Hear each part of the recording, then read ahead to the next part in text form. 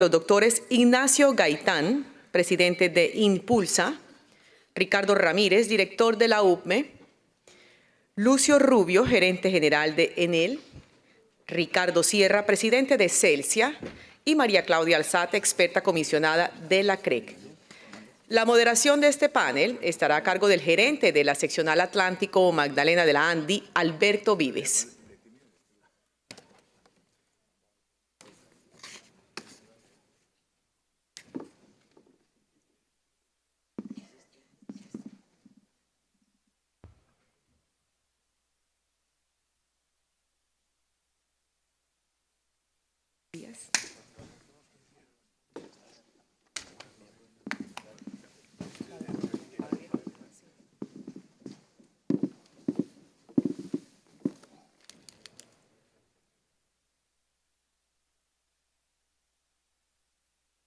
La doctora María Claudia Alzate, experta comisionada de la CREC, por favor nos acompaña en el escenario, si es tan amable.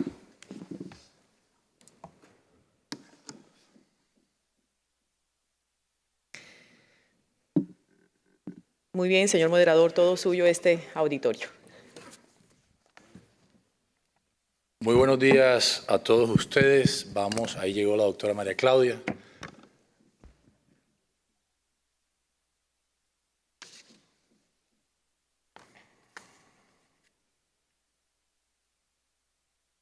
Bueno, para este panel tenemos, como lo mencionábamos, unas presentaciones y una disertación.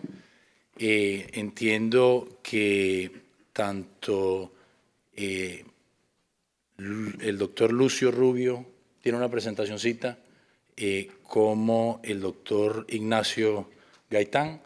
Entonces, si les parece, una vez le demos nuevamente la bienvenida a la doctora María Claudia, arrancamos con las presentaciones. Les quiero comentar que desde la asociación hemos venido nosotros impulsando tradicionalmente todo el tema de las energías renovables no convencionales desde hace ya varios años, desde la expedición de la Ley 1715. Hemos venido organizando un evento anualmente. Llevamos 3 años organizándolo, los 3 últimos años. La última versión fue en noviembre del año pasado. Y a través de ese evento hemos impulsado todo el desarrollo de las renovables en el país. Uno de los principales retos que ha tenido el país en materia energética es contar con una matriz energética diversificada, y con la subasta del cargo por confiabilidad se logró un importante avance. Ya fueron, como ustedes lo saben, asignados proyectos de generación a partir de fuentes renovables no convencionales o de energías renovables que comienzan a aportar al sistema a partir del año 2022. La subasta del cargo por confiabilidad amplía la capacidad del sistema a más de 21.000 megavatios y esto pues definitivamente es un hecho histórico en nuestro país. Y esto genera igualmente para la región Caribe una cantidad de oportunidades no solamente para cubrir zonas desconectadas, sino que igualmente genera unas oportunidades tanto de inversión como de desarrollo, unas oportunidades importantes también para calificar talento humano. Y en ese sentido, también desde la ANDI hemos venido haciendo un esfuerzo importante para que universidades de la región comiencen cada vez más, e institutos técnicos y tecnológicos, a capacitar esa mano de obra que se requiere tanto para atender la demanda y la industria de energías renovables no convencionales, como diferentes otros temas del sector energético. La región Caribe definitivamente tiene una oportunidad clave e importante, no solamente con las energías renovables no convencionales, sino que hoy en día, pues, como lo mencionaba Bruce hace un ratico, pues tiene unas oportunidades importantísimas en offshore y seguramente tendrá también unas oportunidades bien importantes frente al fracking, ya que será en el departamento del Cesar, en el departamento de Bolívar, y en los Santanderes, donde se llevarán a cabo esas operaciones. Entonces, no dilatamos más el inicio de este panel. Nuevamente les doy la bienvenida a todos ustedes y quisiera entonces avanzar dándole la palabra a la doctora María Claudia para que comencemos con la disertación y después vamos pasando a cada uno de ustedes con las presentaciones que cada uno de ustedes tiene. Cada uno de los panelistas tiene 6 minutos para hacer una introducción y posteriormente pasamos a unas preguntas. Bienvenidos todos.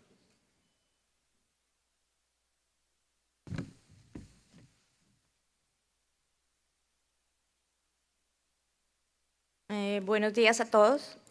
Para mí es un placer estar acá. En último momento vengo a contarles el tema de todo lo que hemos hecho en renovables. La ministra en último momento fue convidada a otros compromisos, entonces yo vengo a contarles toda la experiencia de renovables desde el punto de vista de la regulación de la CREC. Como bien se llama el panel, vamos a hablar de lo que se ha logrado hasta el momento y los retos que nos esperan en este tema de las renovables. Lo que hemos logrado hasta el momento pues, ha sido realmente algo muy importante. Así como en algún momento en el año 94 la ley 142 fue una medida disruptiva para involucrar en el sector unos cambios importantes en donde se cambió el esquema de prestación del servicio en esquema de mercados. Con la expedición de la ley 1715 del 2014 entra una nueva disrupción importantísima en donde se hace realidad y se vuelve una orden de decisión del Estado y del Gobierno de introducir esas energías renovables que tantos beneficios pues, se han hablado que pueden traer para los usuarios, para el sistema, para el medio ambiente y demás. Es así como esa ley fue muy directa en dar unas reglamentaciones para que se hiciera efectiva la entrada de esas energías renovables y dar unos incentivos económicos y financieros para facilitar su desarrollo. En esa medida también el Gobierno Nacional a través del Ministerio de Minas y Energía y algunas otras entidades del Gobierno también sacaron decisiones y decretos que impulsaron de manera concreta qué era lo que se debía hacer y cómo incentivar estas energías en el país.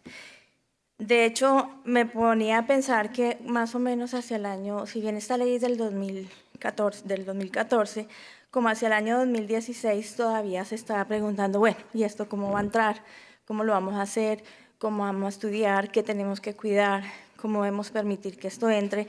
Y fue una decisión consciente de la CREC en su momento de decir, esto debemos permitir que la dinámica y la evolución se dé, pero sin perder de vista lo fundamental de lo que es el sector eléctrico y el servicio de electricidad, y es la confiabilidad y la eficiencia. Esto no puede ser pues, a cualquier precio, sino a precios eficientes, y eso fue en su momento el primer reto que estaba presente para hacer el desarrollo de toda la normatividad asociada para su introducción.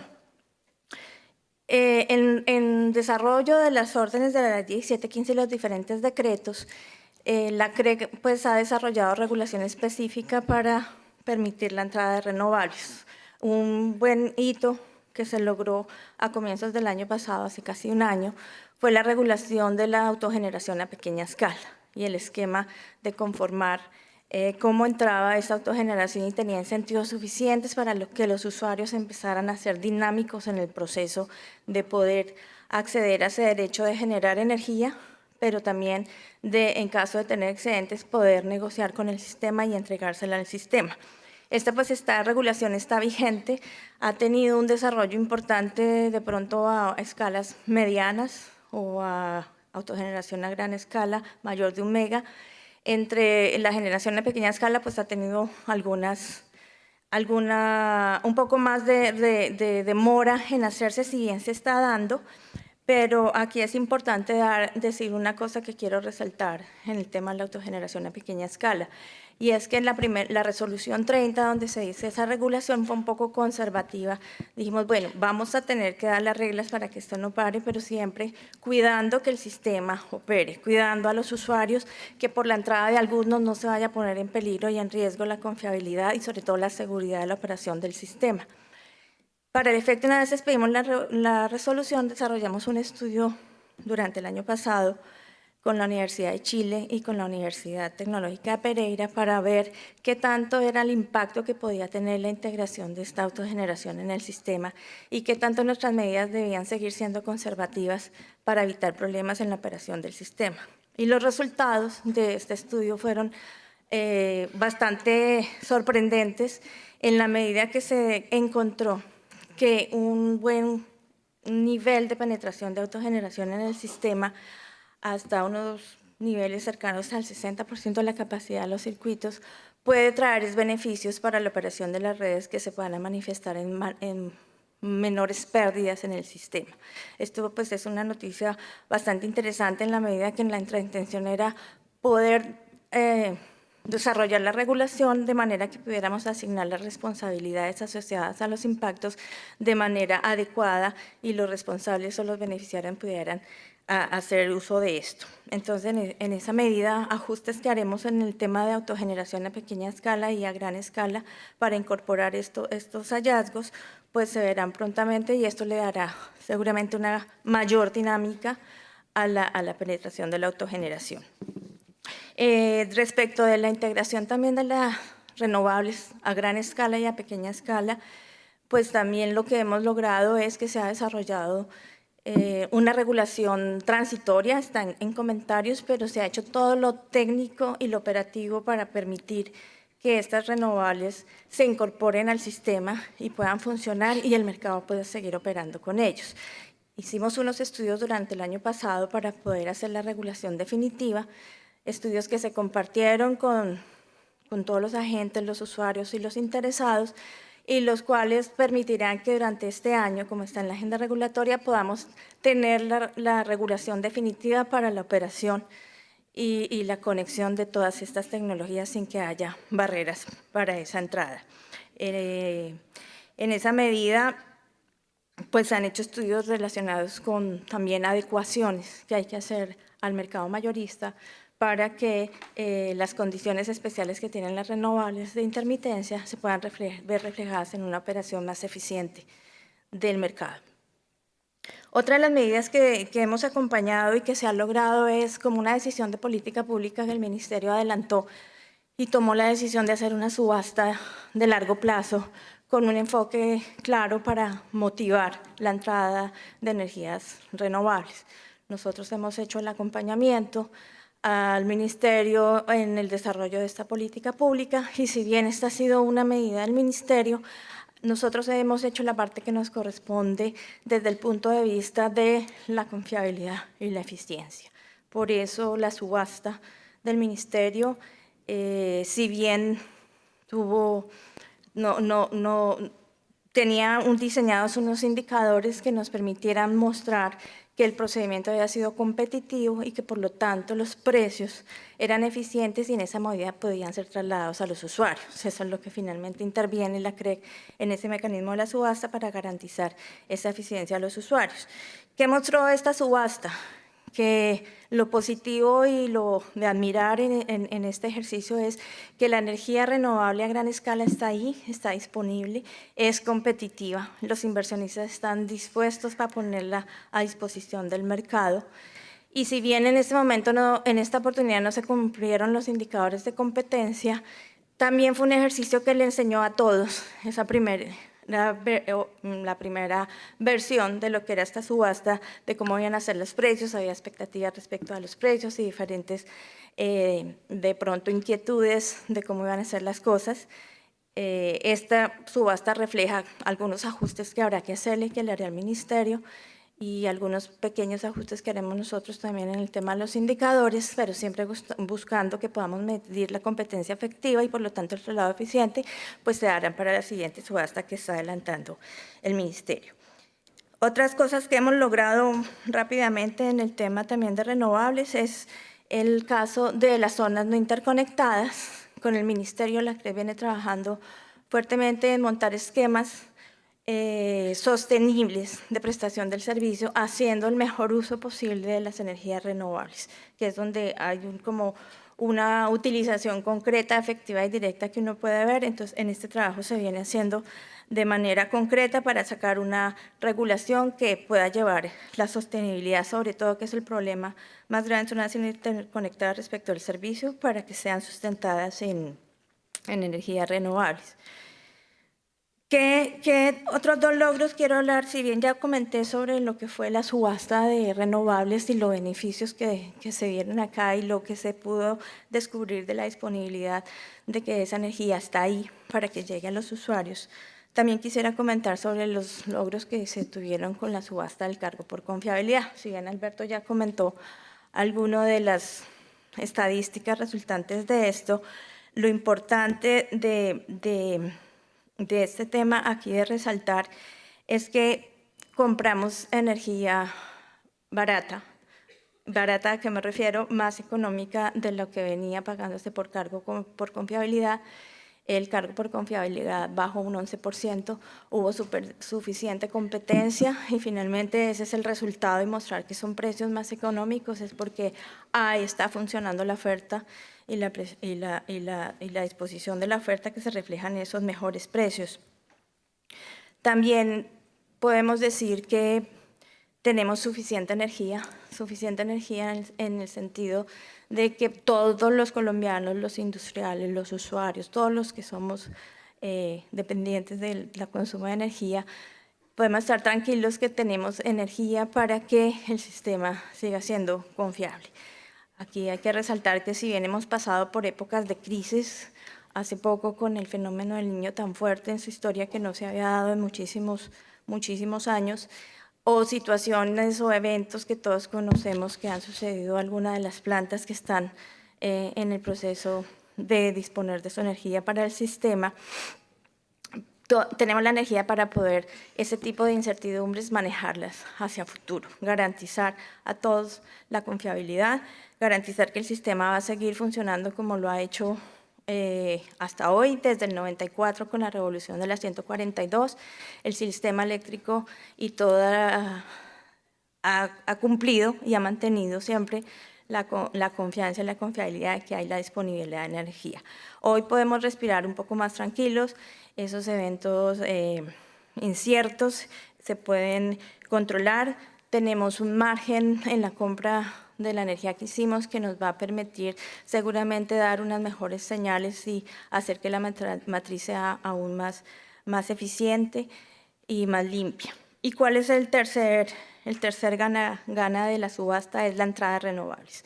Entrar las renovables en una capacidad casi semejante al objetivo inicial que tenía el gobierno de introducción de renovables. El objetivo del ministerio era cercano a los 1.500 megavatios y entraron cerca de 1.400, pues es también nuevamente la ratificación de que la transformación de la forma de producir energía y la introducción de estas renovables a gran escala es una realidad en donde también han mostrado en las dos subastas que son competitivas y que pueden entrar a competir y a estar en el mercado hombro a hombro con todas las tecnologías que hasta ahora hemos tenido. ¿Cuáles son los retos entonces que se presentan en este momento? Si bien estamos viendo esta realidad que es pues tan interesante y tan positiva para el sector, y es saber que la matriz se está diversificando, que hay disponibilidad y que hay disposición de inversionistas y de diferentes fuentes de energía para estar ahí para los usuarios, que se vuelve vital en la regulación, es que esa energía se comercialice de manera adecuada para que produzca realmente precios eficientes y los usuarios se puedan beneficiar de lo que es esa nueva cantidad de energía disponible para el mercado.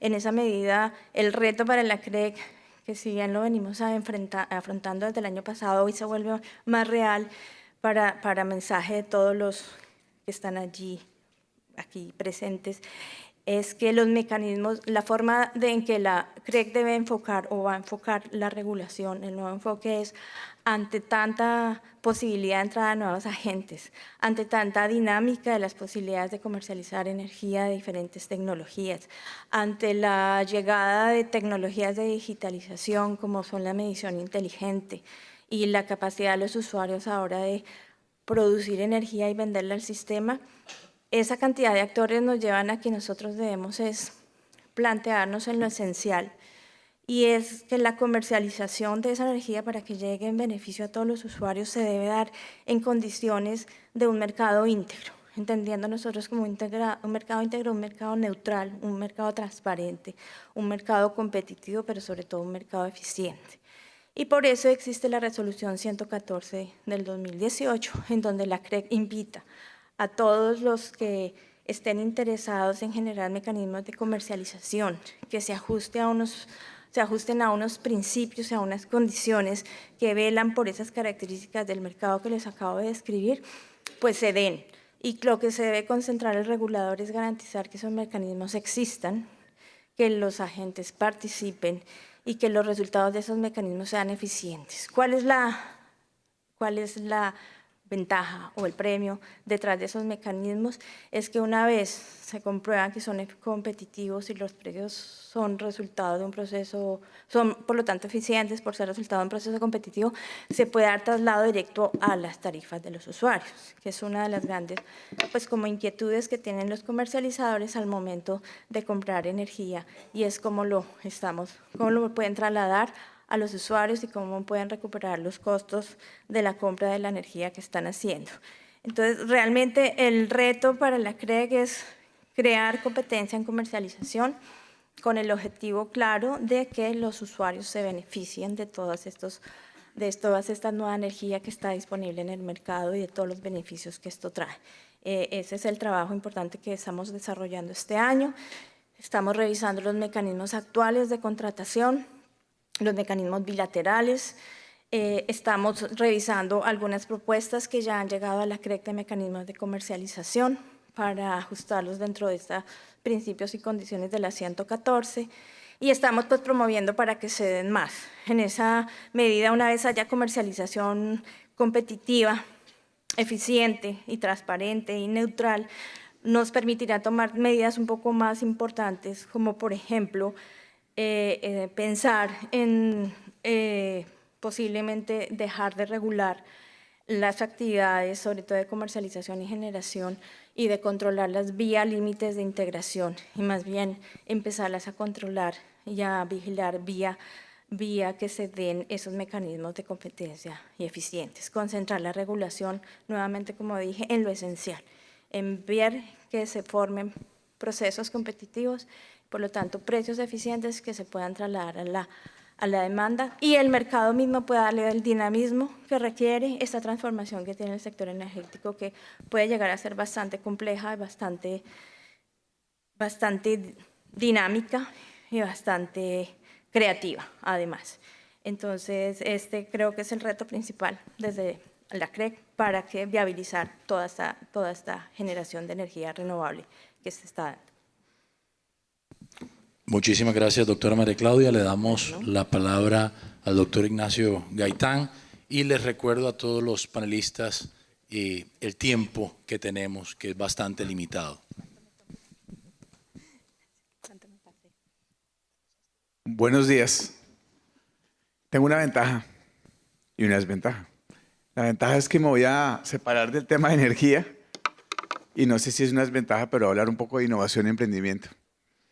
Para los que no saben, estoy a cargo de Impulsa. Impulsa es la entidad del gobierno. Yo siempre les digo a algunos amigos que tengo aquí presentes, con Felipe, que hablo permanentemente, es como el parque de diversiones, porque me dedico a hablar de los temas agradables que todo el mundo quiere oír, y es cómo desarrollar tal vez una política central que se ha planteado el presidente Duque, es el tema de emprendimiento como eje para la equidad. Y desde ese marco estamos tratando de articular no solo al Ministerio de Comercio, Industria y Turismo, al cual pertenezco como entidad, sino a todos los ministerios. Y como que el primer acto de gobierno, cuando hablamos de Impulsa como agencia de innovación y emprendimiento, era cómo articulamos a muchos ministerios para que el país empiece a hablar de manera más organizada y sobre todo más potente de una palabra que se ha vuelto eje de todas las economías desarrolladas, que es emprender e innovar.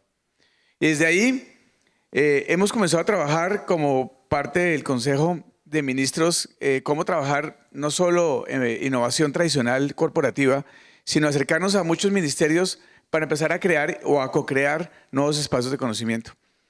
Y les cuento rápidamente, con ambiente trabajamos temas verdes, con agricultura lo estamos acompañando en el tema de agricultura por contrato, que es tal vez uno de los ejes del Ministerio de Agricultura para hacer más eficiente el proceso de compras en el sector agrícola.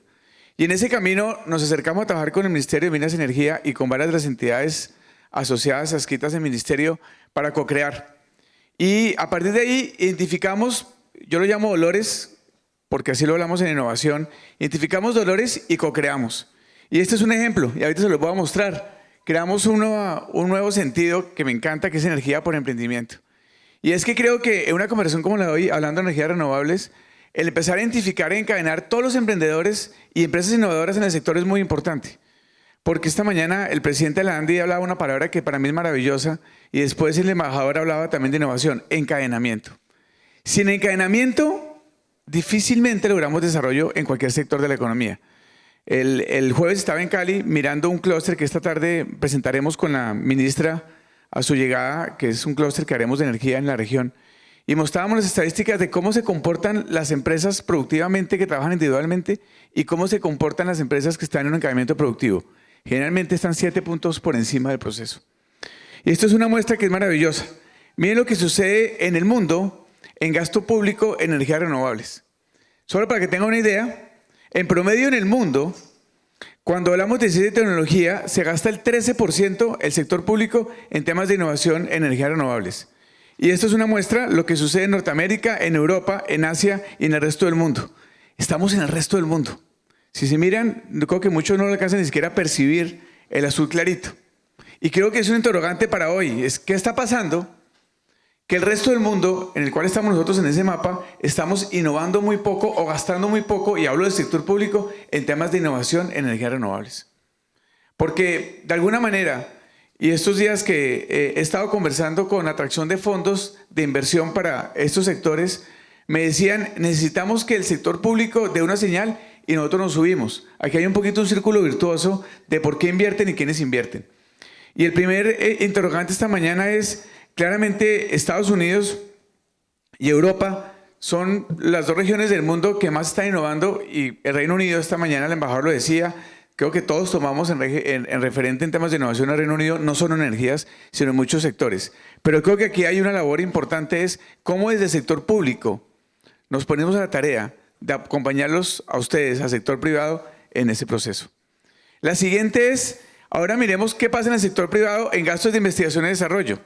Les decía la cifra, el 13% lo hace el sector público, solo el 5% lo hace el sector privado. ¿Qué tanto nuestras empresas, y aquí hay grandes ejemplos con el cual muchos de nosotros trabajamos, por ejemplo en el Valle del Cauca, pero hay muchos ejemplos de cómo todavía el sector privado sigue esperando o a su matriz o sigue esperando señales de mercado para ver si nos encadenamos y empezamos a innovar? Y miren la invitación, ¿en qué sectores el sector privado está invirtiendo en temas de innovación?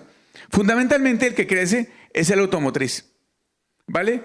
Y siendo tal vez el más pequeño, lo que llamamos otros modelos de energía limpia a partir de sacar electricidad, renovables, nuclear y automotriz. Creo que ahí hay otro interrogante importante, es cómo hacemos mucho más equitativa esta gráfica. La tendencia, evidentemente, es que automotriz está creciendo por un tema de impacto al medio ambiente, pero la tendencia en el mundo es empezar a buscar, y estamos mirando 3 modelos muy importantes ahorita en nuestro ejercicio con el ministerio, es cómo logramos, a partir de sacar la gráfica del color verde del tema automotriz, cómo logramos mayor investigación. A mí me pasa todo el tiempo que cuando voy a todas las regiones, encuentro emprendimientos renovables maravillosos.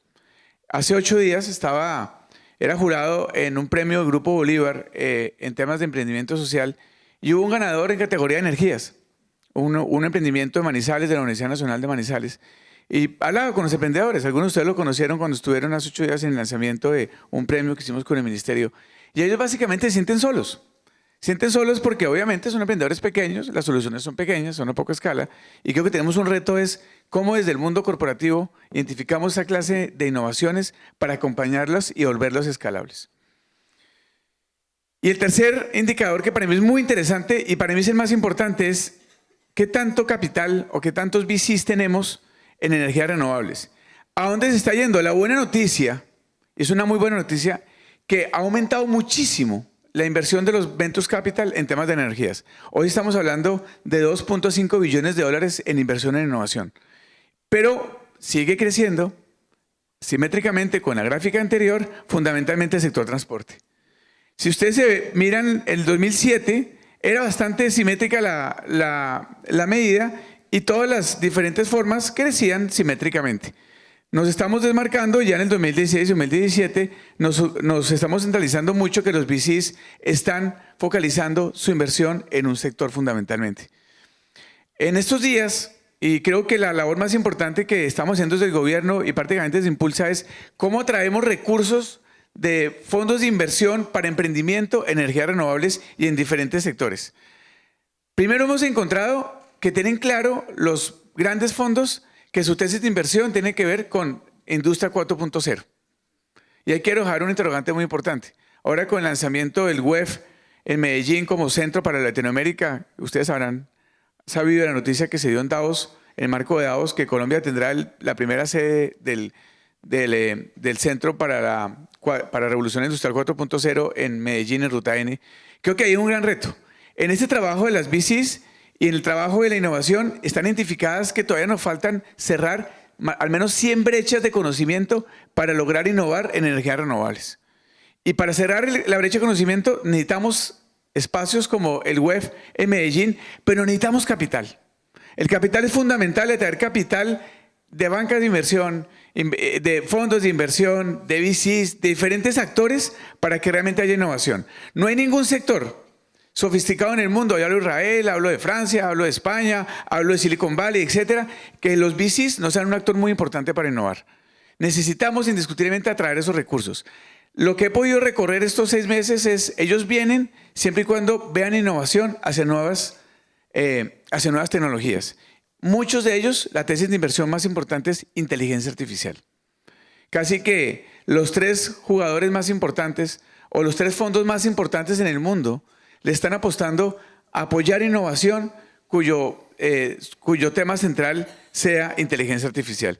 Este es un mapa que la fuente pues está aquí claramente dentro del panel, pero es un mapa muy interesante del potencial en Colombia de energías renovables, teniendo uno que nos encanta contar, o me encanta contar, que es el caso de La Guajira, como una gran fuente de opciones en energía eólica.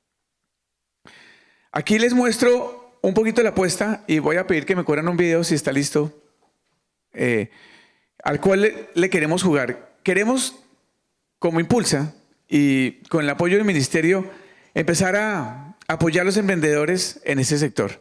Lanzamos la semana pasada, aquí tengo varios, Lucio, tengo varios que nos acompañaron en el lanzamiento en Palacio hace 8 días, contando un poquito una historia que es maravillosa. Ustedes ven a mano izquierda algo que dice Milap. Milap es un emprendimiento que creamos en Impulsa con el SENA y con varias entidades, con el DNP, Gloria fue una gran aliada. Creamos un laboratorio unificado de innovación pública. Porque es que para hablar de energías renovables también necesitamos de este lado empezar a innovar, no solo pedirle al sector privado que innove. Realmente ustedes saben que por cultura al sector público le ha dado miedo innovar. Y le da miedo innovar por algo que no necesito explicar en un auditorio, pero hay cierto o tendencia del funcionario a hacer las cosas que puede hacer por reglamentación y le da miedo innovar. La primera gran noticia es que el Plan Nacional de Desarrollo nos habilita y ya permite acciones de experimentación en el sector público. Entonces nos la jugamos y creamos un laboratorio. ¿Qué hace el laboratorio? Aquí hay varios actores. Simplemente recibimos necesidades de cualquier entidad pública, de cualquiera, municipal, departamental, nacional, y nosotros los acompañamos metodológicamente en crear soluciones para poder innovar. ¿Qué solución encontramos? Pues hablábamos del tema de energías renovables, de la necesidad de empezar a atraer emprendedores para que podamos empezar a reducir esta dolorosa cifra de 500.000 hogares en Colombia sin electricidad, era el dolor principal, y creamos un concurso, un desafío que se llama E al cuadrado, que ustedes ya lo vieron hace un momentico. ¿Qué hace ese desafío? Lo vamos a lanzar el 31 de mayo y básicamente vamos a buscar emprendedores que sean escalables, y por eso, si se dan cuenta, ese es un ciclo básico de un entorno de emprendimiento en donde estamos en un plan de negocios, después viene lo que se llama startup, expansión y consolidación. Queremos identificar 5 emprendimientos en energías renovables que sean escalables. Es decir, que con un buen acompañamiento puedan rápidamente y con apoyo de capital empezar a llegar a muchos hogares para tener esa solución. Al final, los ganadores, vamos a escoger 5 ganadores. Los 5 ganadores los vamos a acompañar en mentoría para que al final solo sea uno el que le demos el capital para inicialmente intervenir 100 hogares en La Guajira. Escogimos La Guajira por razones que aquí no debo explicar rápidamente, pero es un departamento todavía con un 30% sin acceso a la energía, pero adicionalmente con una red eléctrica bastante robusta. Entonces queríamos dar ejemplo de tomar un departamento cuyo impacto social hacia la legalidad y la equidad pueda tener victorias e intervenciones de corto plazo. Este es un modelo al cual no la queremos jugar y queremos invitarlos a todos a que lo trabajemos conjuntamente. Queremos básicamente a través de este modelo, que es básicamente el ciclo normal de innovación de cualquier empresa, invitar a que identifiquemos a todos los emprendedores e innovadores en energías renovables en el país. Yo creo que el primer ejercicio que nos va a traer esto como una buena noticia es poder mapear a todos los que están en el ecosistema. He ido a San José del Guaviare y he encontrado temas de energías, cuando voy a Casanare, cuando hemos ido a Leticia. Tenemos la fortuna, en el marco de los Construyendo País, de estar identificando emprendedores todo el tiempo. Y es increíble cómo cada uno, de manera independiente, tiene microsoluciones. Con Ecopetrol he tenido la oportunidad, por ejemplo, estuvimos en Guamal lanzando el Sacúdete hace 2 meses, seguramente fue con Felipe, y ese día me buscó un emprendedor de energías renovables, al cual lo vamos a invitar, de hecho, al concurso. Y cada vez que vamos a un lugar, nos sucede lo mismo. Queremos hacer un gran mapa de qué sucede en el mundo del emprendimiento y la innovación para que se pongan a servicio de todo el ecosistema. Estoy seguro, como lo decía esta mañana el presidente de la ANDI, que en la medida que nosotros nos articulemos y trabajemos conjuntamente, vamos a lograr un país mucho más innovador. Los dejo con el video y me introduzco al conversatorio. Gracias. Muchas gracias, doctor Ignacio. Si me regalan sonido por ahí. ¿No hay sonido? Bueno, está bien. Igual las imágenes dicen más que 1000 palabras.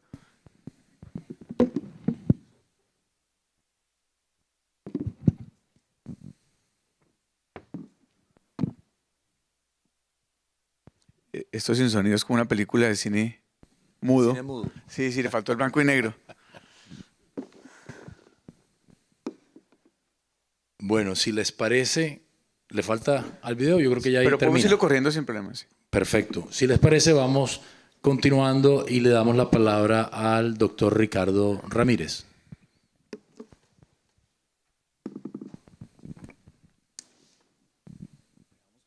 Sí, claro.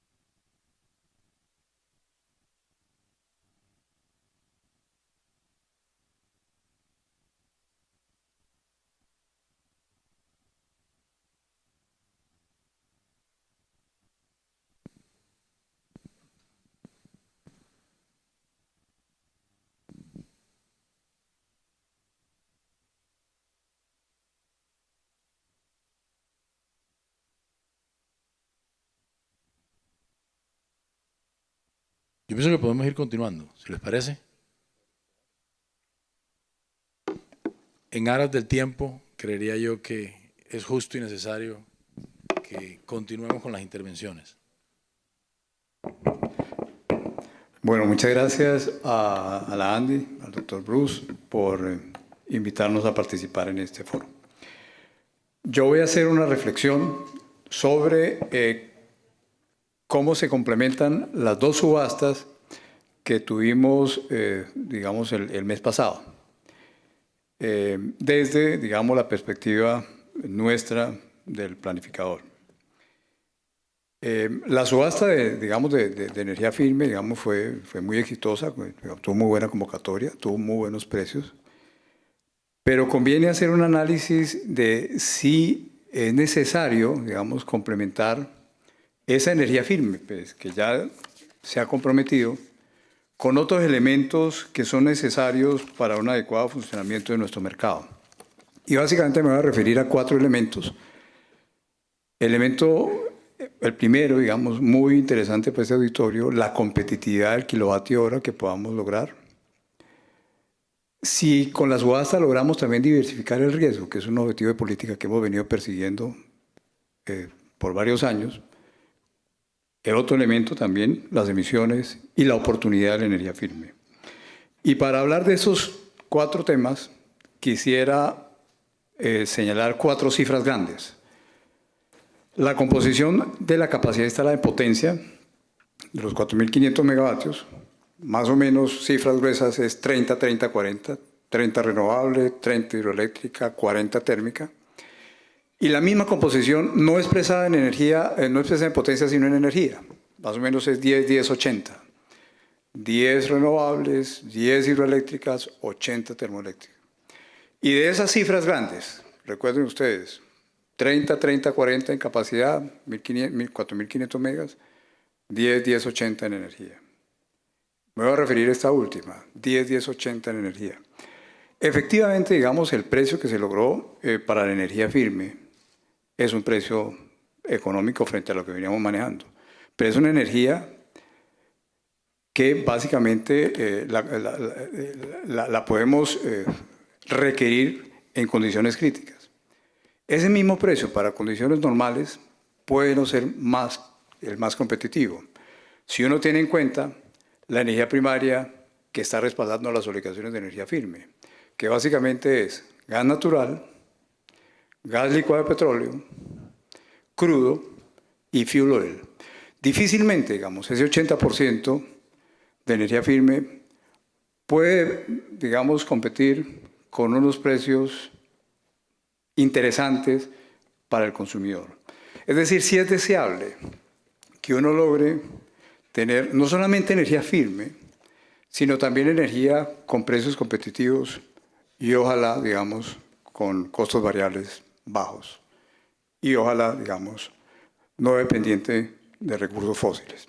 Ese, digamos, un primer razonamiento en lo que tiene que ver con qué tan competitiva puede ser, digamos, esa energía y la necesidad, digamos, de ojalá complementar eso con otro tipo, digamos, de mecanismos. Otro elemento interesante también es que tanto logramos diversificar la matriz luego de la subasta de cargo. ¿Y qué podemos hacer, digamos?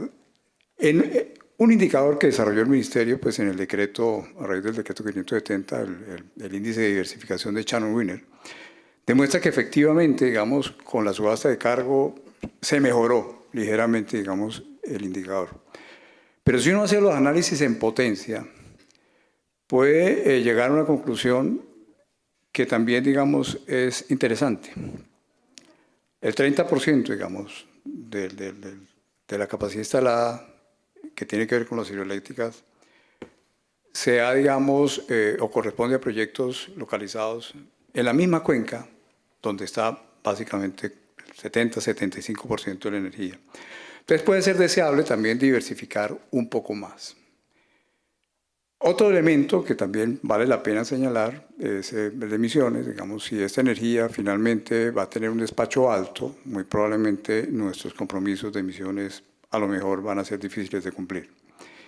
Y un cuarto, tal vez, y último elemento es, que me parece también importante señalar, la oportunidad con que tengamos esta energía y los requerimientos de expansión de transmisión. Digamos, hay requerimientos de expansión de transmisión digamos, importantes y pudiera ser deseable, digamos, contar con alguna energía adicional hacia el año 2022.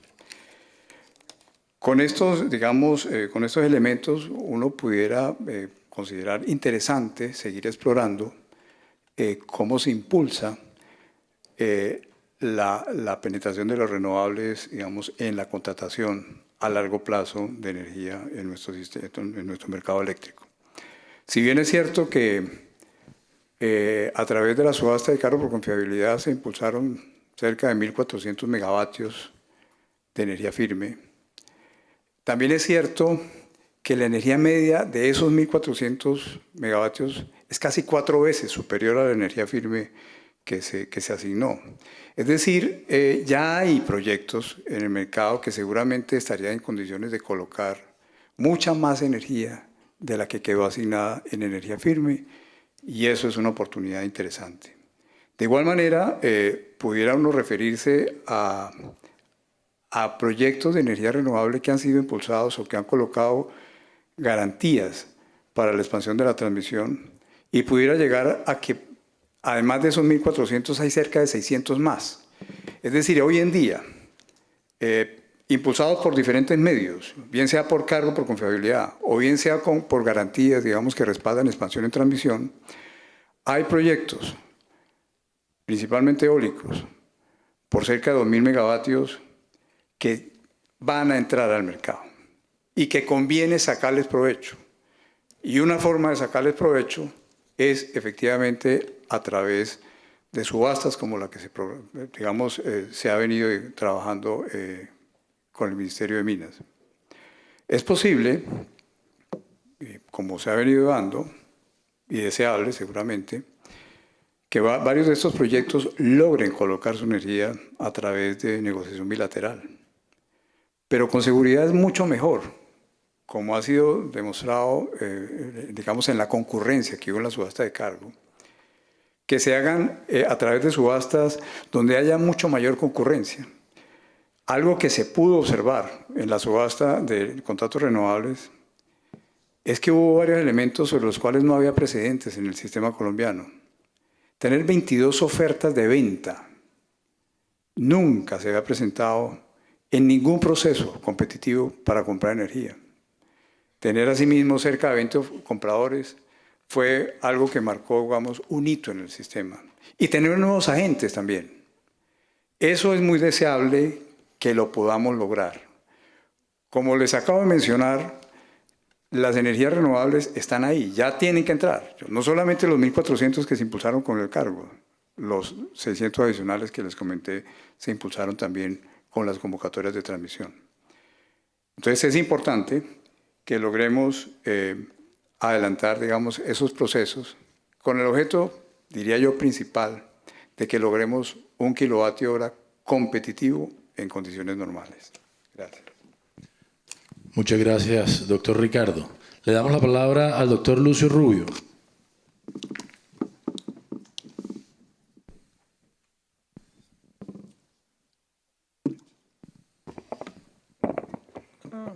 Bueno, muy buenos días. Yo tengo una presentación también muy corta, son 6 slides, simplemente pues para hacer mi introducción.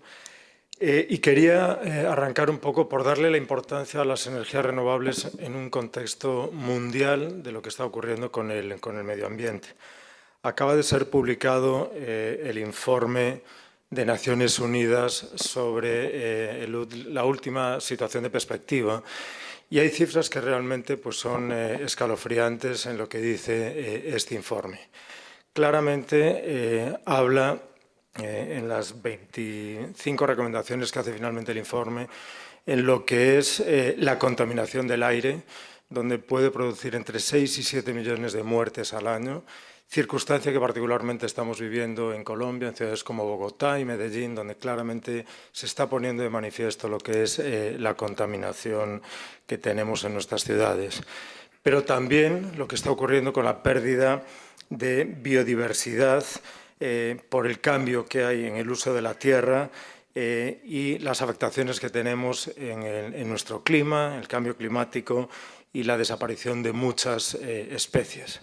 También importante la degradación de la tierra, una amenaza grande que tenemos para las personas y sobre todo en las zonas rurales donde hoy todavía se concentra un 29% de la población, más de 3.200 millones de personas que viven y que están empezando también a sufrir consecuencias dramáticas por todo este tema del cambio climático.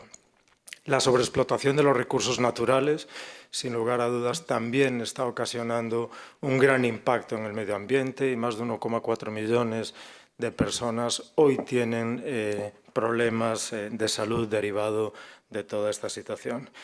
Y una de las conclusiones más importantes que recoge el informe, en mi opinión, es el punto 21, donde lo que viene a decir es que hay una serie de cadenas, los sistemas de alimentación, energía y transporte particularmente se refiere, son sistemas de producción que están llamados claramente a ser sistemas de producción donde requieren políticas de innovación, donde requiere ser eficaces y ser integradas. Por lo tanto, es un llamamiento a que en nuestro sector, el sector eléctrico, claramente puede jugar un papel definitivo en toda esta situación medioambiental.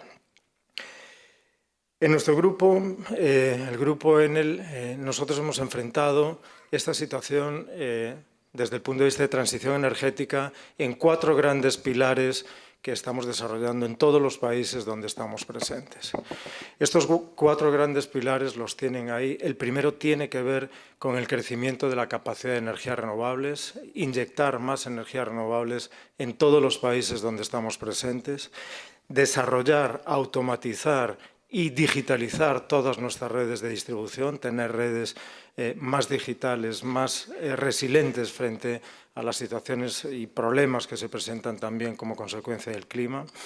Generar una infraestructura urbana que nos permita liderar transformaciones en las ciudades a través de infraestructuras y plataformas nuevas y también abordar la movilidad, fundamentalmente movilidad eléctrica, ser capaces de llevar esta energía renovable a una matriz de transporte. Hoy también todos sabemos y conocemos que en Colombia tenemos un grave problema en la matriz de transporte y lo importante es ver cómo esa energía limpia, esa energía renovable, la podemos llevar hacia los sistemas de transporte.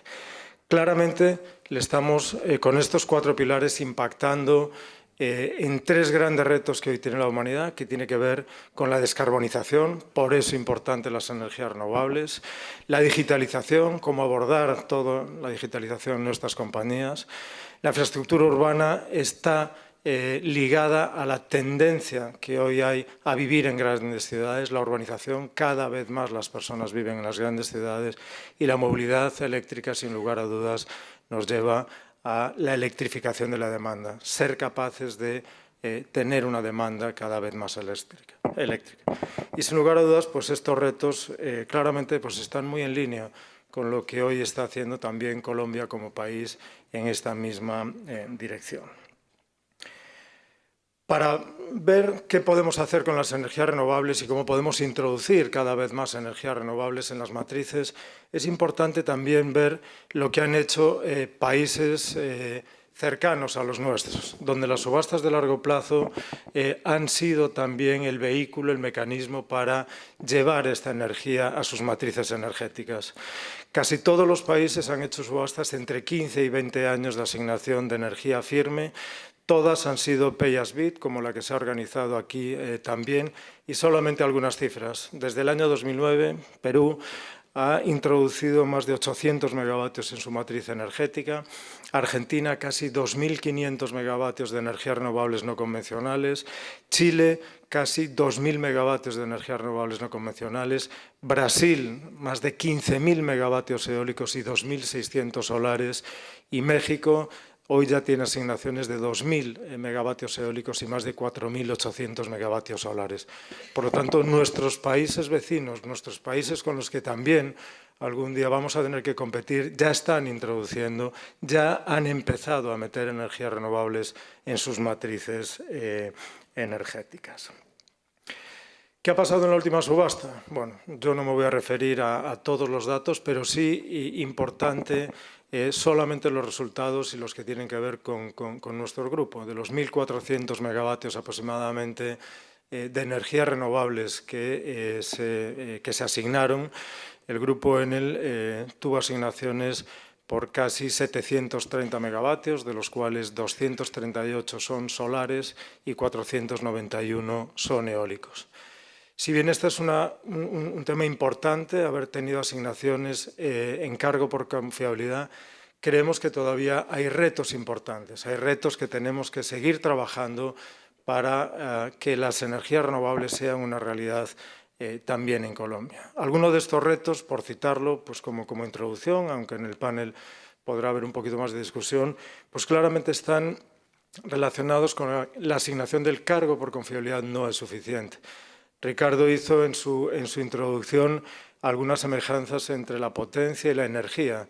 Los proyectos eólicos, los proyectos solares tienen asignaciones de cargo bajas, tienen poco ingreso por energía firme. Un proyecto solar, un proyecto eólico puede tener alrededor de un 16%, un solar alrededor de un 20-23%. Con ese recurso es muy difícil muchas veces financiar, que los bancos entreguen a prestar dinero, dado que no existe todavía la viabilidad futura del proyecto. En ese sentido, las subastas de largo plazo, cuando además hay formación de precio eficiente que se puede llevar a la demanda, sin lugar a dudas, será muy beneficiosa para que todos estos proyectos puedan salir adelante. Será muy importante también que participe cada vez más la demanda. La demanda ha tenido pues, seguramente una baja participación, hay que incentivar más a la demanda, no solamente a la demanda regulada. Hoy estamos en un foro de la ANDI donde muchos de ustedes como clientes son consumidores de energía también, por lo tanto habrá que buscar mecanismos para que ustedes también puedan participar y que haya más demanda y que esos precios eficientes se vayan a la demanda, se pueden buscar o alocar mecanismos o incentivos también a la demanda. Será importante también revisar los indicadores de competencia, porque como se ha dicho y se ha repetido pues desde la audiencia pública, el tema de la subasta de largo plazo no fue por un problema de precios de eficiencia, sino que fue por un tema de modelo de competencia. Y en ese sentido, ese precio eficiente que se formó en esas subastas, pues hoy no se ha podido llevar a la demanda, porque ha habido un problema de competencia, pero no de formación eficiente de precios. Por lo tanto, tendremos que buscar un equilibrio entre la formación eficiente y los indicadores de competencia. Y seguramente también revisar lo que son la normalización de los criterios para la clasificación de los proyectos. Antes de que se puedan presentar a la subasta como oferta, pues revisar cuáles son esos criterios y si de alguna forma podemos tener todavía más proyectos que puedan participar en las subastas de energías en largo plazo. Por lo tanto, hay muchos retos, pero creemos sin lugar a dudas que las subastas de largo plazo serán el mecanismo idóneo para que estos proyectos puedan entrar. Pero no solamente las energías renovables van a jugar un papel fundamental en lo que tiene que ver con las matrices energéticas de los países, volverlas más diversificadas, volverlas más resilientes, sino que hoy en día ya las energías renovables tienen un papel muy importante en las zonas aisladas. En nuestro caso particular, hoy hemos llevado energía a comunidades que están muy alejadas de Bogotá, más de 6 horas, para Tebueno, donde a través de una microgrid y unos paneles solares y una pequeñita planta diésel tienen 24 horas energía, su escuela está iluminada 24 horas y hoy tienen conexiones a Internet. Y dentro del programa de Cundinamarca al 100% que hacemos a través de Enel Codensa, hoy en día tenemos soluciones individuales que hemos llevado en un proyecto, como dije, que se llama Cundinamarca al 100%. Por lo tanto, llevar a través de energías renovables a esas 500.000 familias que hoy no tienen energía en Colombia, seguramente será el vehículo idóneo. Cada vez más clientes como ustedes nos piden más energía renovable. Hoy ya hay proyectos en nuestra zona de operación como ITA, la Autogermana, el Gimnasio Vermont, por citar algunos, que hoy ya tienen su energía solar, son autoproductores, consumen su energía y tienen ya también regulación específica con la 030 para poder vender estos excedentes a la red. Por lo tanto, cada vez más clientes como ustedes quieren energía renovable no convencional y se va a...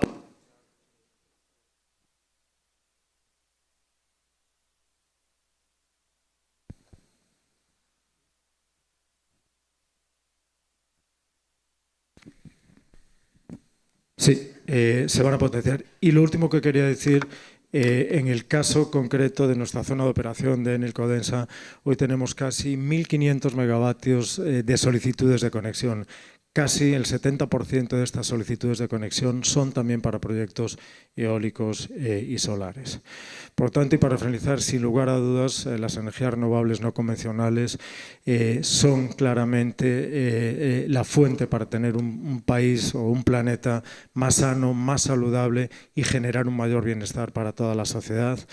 Están en capacidad de aportarle mayor diversificación y resiliencia, y en caso concreto a nuestra matriz energética en Colombia. Las fuentes de energía renovables no convencionales exigen innovación. Tenemos que trabajar claramente de una forma más integrada entre todos, política pública, entre el sector privado, y hacer que de verdad estas energías renovables sean una realidad. Se necesita el compromiso de todos y, sin lugar a dudas, el último reto es llevar toda esta energía renovable a la matriz de transporte, que tendrá otros beneficios adicionales. Muchas gracias.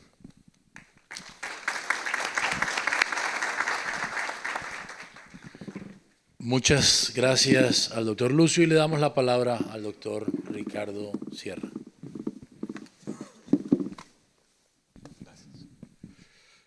Muy buenos días a todos y gracias a la Andy pues por este evento.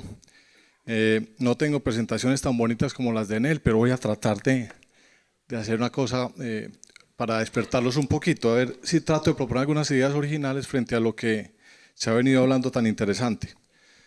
Una reflexión: hace 4 años no teníamos un solo panel en este país, o prácticamente ninguno, y hoy es impresionante lo que acaba de contar Lucio. Creo que le está pasando a todos los que estamos en este mercado, en donde los clientes como ustedes están ávidos de energía renovable, muchos con ganas de tener energía solar, de tener autogeneración de diferentes formas, de diferentes tipos, y para darles unos datos impresionantes, por lo menos nosotros estamos muy contentos en Celsia con lo que se ha logrado. Ya la semana pasada, antepasada, logramos nuestro contrato de energía distribuida que nos permite llegar a los 100 megavatios, es decir, entre lo que ya tenemos instalado en contratación y en proceso de instalación, ya tenemos 100 megavatios, son más de 70 clientes de diferentes tamaños. Entonces, también quería decirles, hombre, un poco para desubastizar la presentación del panel. Creo que hay una revolución en camino en el tema solar.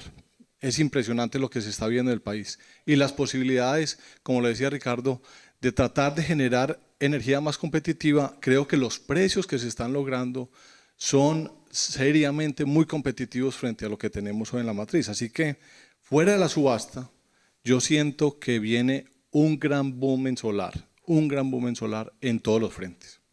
En el tema de retail, por ejemplo, nosotros en Panamá acabamos de lanzar una cosa muy bonita en viviendas de interés social allá. Vienen preinstaladas con sus paneles solares, perfecto.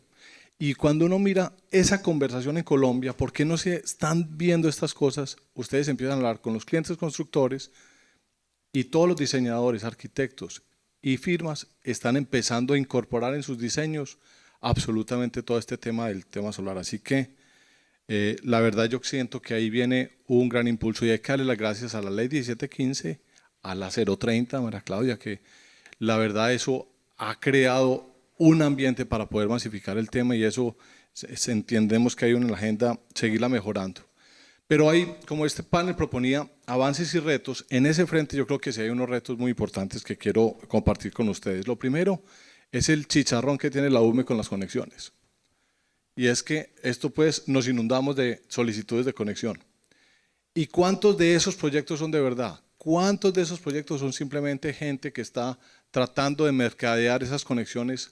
A nosotros nos las ofrecen a 15, 20, 25 mil dólares el mega. Me imagino que a todos nos las ofrecen. Yo creo que hay que tratar de cambiar la norma y generar una forma en donde esas conexiones, hombre, tengan algo de dientes. Es decir, se ponga algún esquema de garantías, algún esquema de plazos, pero plazos que de verdad sean acotables, no como lo que sucede hoy, que uno después de tener una conexión, claro, casi que es de por vida que se mantiene. Entonces, creo que hay que apoyar ahí a la UME a que saque una reglamentación o unas reglas de juego que permita que los que de verdad quieren desarrollar los proyectos y tienen las capacidades y los clientes, pues los puedan hacer.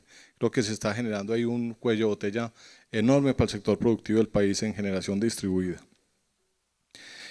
Lo otro es en la simplificación de trámites.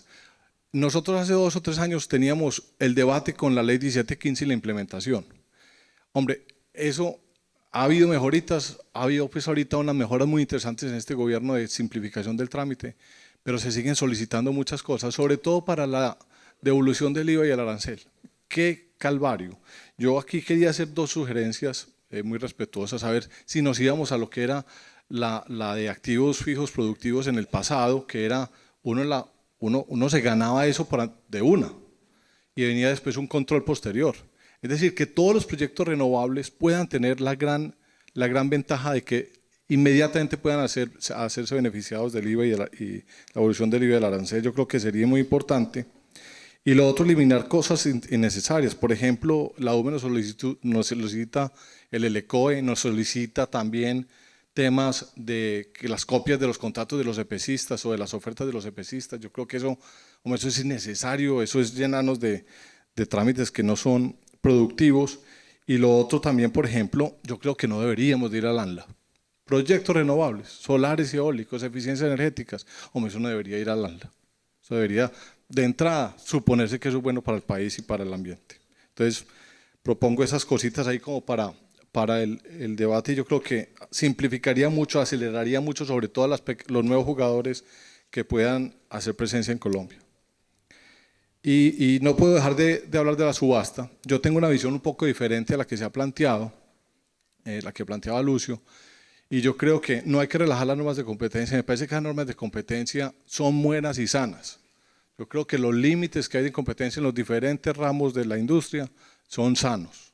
Eso de estarlo modificando me parece que puede generar un too big to fail que no es bueno para nadie. Primera cosa, pues, como para ponerle un poquito de picante ahorita a la discusión, si se puede. Y lo otro es, yo creo que fue muy exitoso el proceso de la subasta. Lo que decían ahorita, o sea, tantos oferentes. La demanda se presentó. Pues yo pues creo que el gran problema que hubo fue la valoración del contrato por la demanda. Esa valoración de ese contrato no lo entendíamos. Los riesgos que se le estaban pasando a la demanda en el contrato creo que no eran los correctos. Creemos que para cambiar eso, si se cambiara a un esquema de pague lo contratado, a un esquema como el chileno, en donde hay bloques horarios o anuales a ciertas horas del día que podrían simplificar y uno saber qué es lo que está comprando, porque había un riesgo para la demanda implícito, entonces era muy difícil valorar el contrato, que al final yo creo que eso generó un poco de susto, y si se hiciera un poco de pedagogía sobre un pague lo contratado, creo que podría ser muy interesante y podría generar, a mi juicio, mucha más demanda. Se combina muy bien con lo que tenemos hoy en Colombia y podría generar pues ese cierre que todos soñamos que exista. Y bueno, esos eran mis 2 comentarios para proponeros al panel. Muchísimas gracias por la invitación.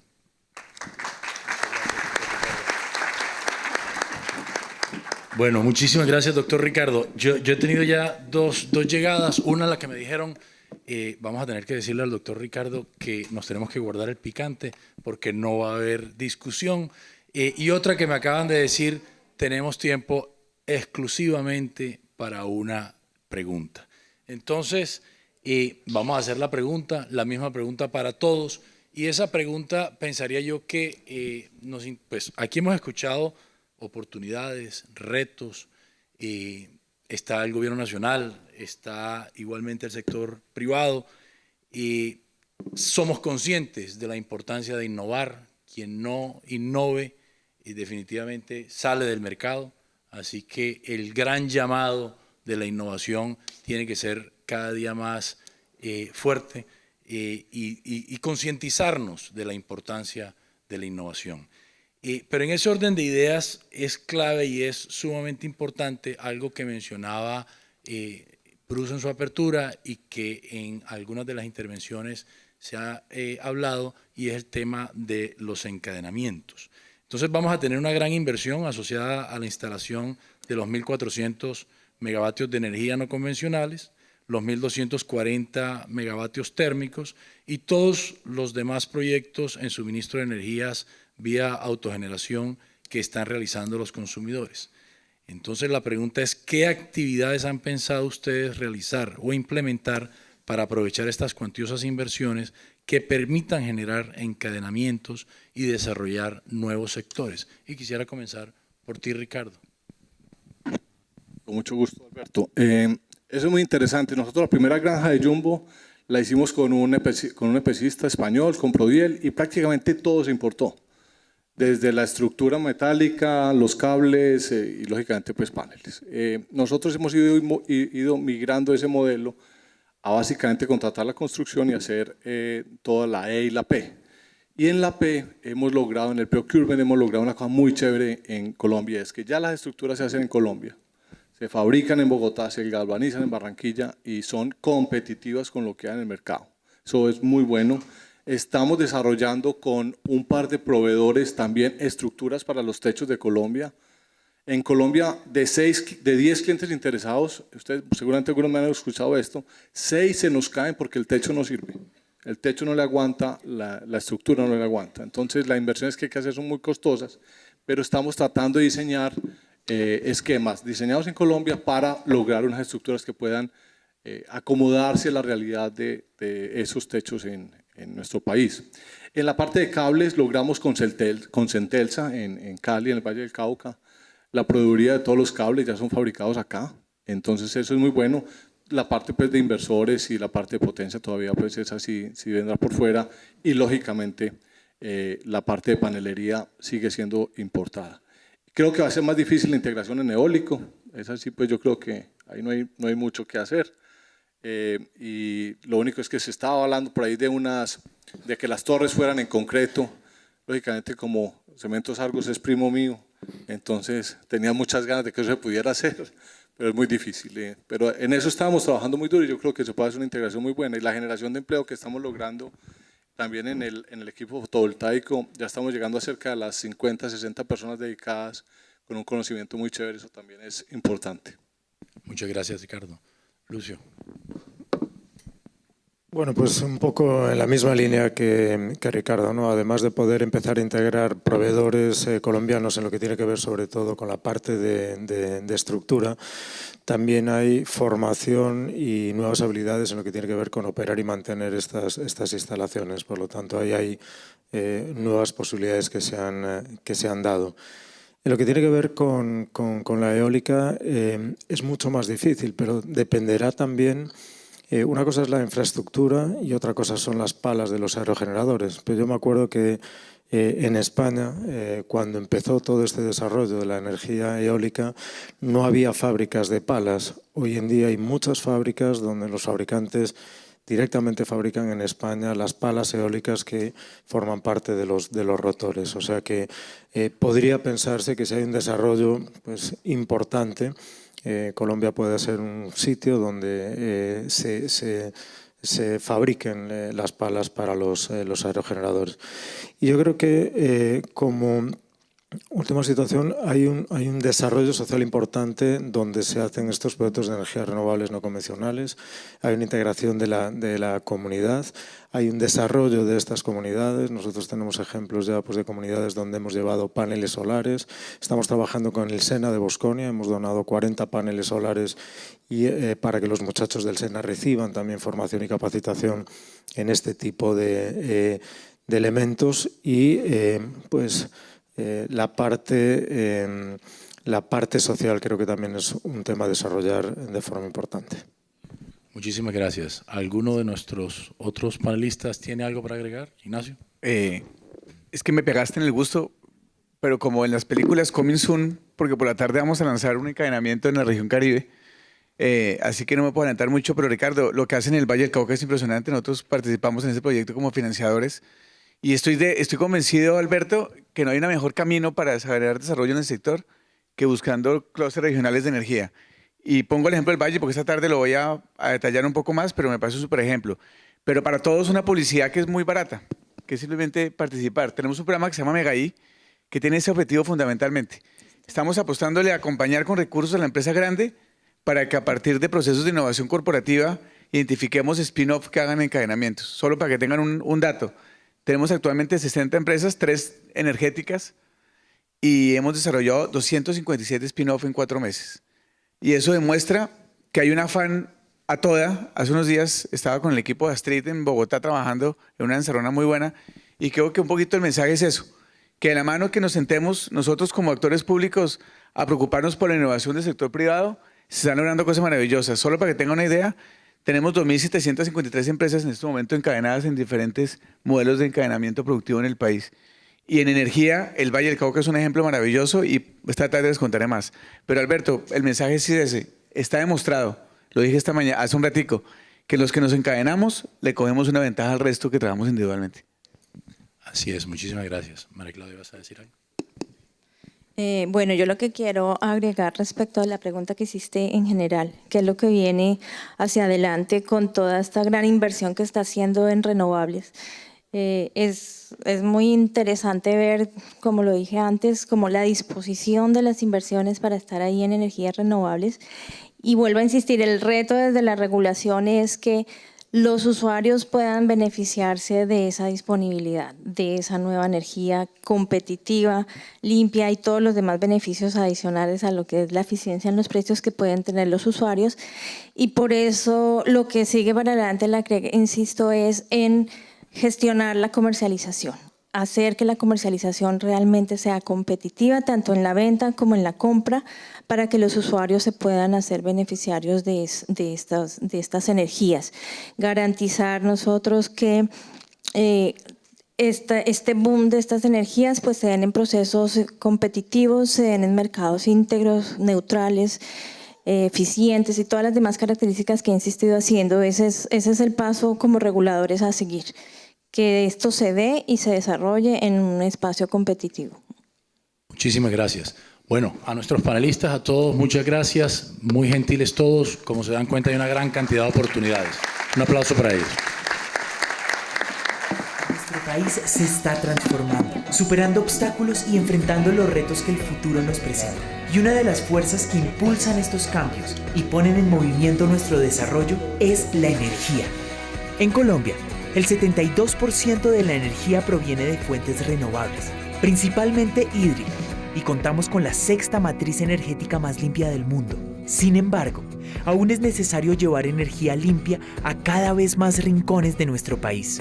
Por esto, el Gobierno Nacional, en un trabajo en conjunto con MINLAB, Laboratorio de Innovación Pública, el Ministerio de Energía, a través de FENOGE y el Ministerio de Comercio, Industria y Turismo, a través de Impulsa Colombia, presentan el programa Colombia E², creado para identificar y diseñar soluciones innovadoras, ecológicas y sostenibles, que permitan diversificar la matriz energética en las zonas no interconectadas como La Guajira, donde nos propusimos mejorar la calidad de vida de muchas familias, brindándoles un mayor acceso a energías limpias. La Guajira es una de las regiones con mayor potencial solar y eólico, donde el viento sopla con mucho más vigor que en el resto del mundo. Por eso, hoy hacemos un llamado a todos nuestros emprendedores colombianos para que con innovación y creatividad diseñen a través de este programa soluciones ingeniosas que conviertan estas condiciones únicas de la región en una fuente de energía que transforme la vida de sus comunidades. Por esto, a través de Colombia E², vamos a seleccionar y escalar 5 empresas innovadoras para que se consoliden y desarrollen las capacidades necesarias para estructurar y diseñar estas soluciones energéticas para La Guajira. La idea más innovadora y sostenible será seleccionada e implementada en beneficio de más de 100 familias de la región. Colombia se está transformando. Su crecimiento requiere que ampliemos el acceso a las energías renovables en todas las regiones del país, a través del emprendimiento y la innovación. Cambiemos la vida de cada vez más colombianos. Vamos a emprender verde para conectar a Colombia.